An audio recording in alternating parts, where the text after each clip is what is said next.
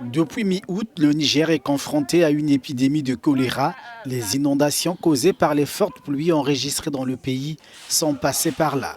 Une maladie qui touche l'ensemble du pays avec un total de 845 cas pour 35 décès à la date du 18 août.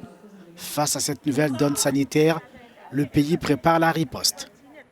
Nous sommes en train de positionner des équipes de prise en charge. Et que ce soit du choléra, que ce soit même des autres maladies.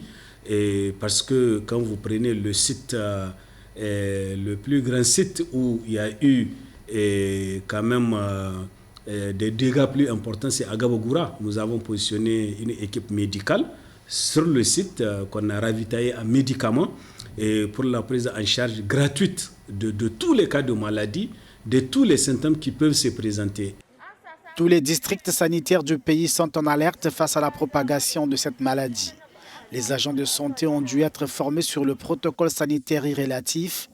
L'OMS a mis à la disposition du Niger 262 000 €.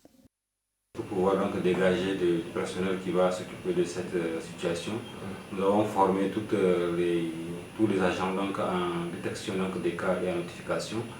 Et nous avons aussi donc, mis en place à tous les niveaux donc, des intrants et des prises d'intervention rapides pour le choléra. Le village de Gabagoura, inondé le 11 août, est le plus grand site à risque de la capitale Niamey. En sus de la prise en charge des patients, les agents de santé sensibilisent la population sur les bonnes pratiques d'hygiène. Sensibilisation sur la propriété des locaux, des sanitaires, l'hygiène corporelle, l'hygiène des vestimentaires, etc. Le défrichage des herbes, etc.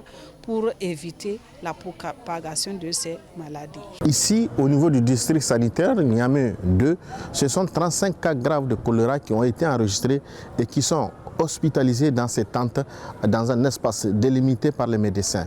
Un espace où les visites sont strictement interdites. Abdelkarim Mahamadou à Niamey pour Africa News.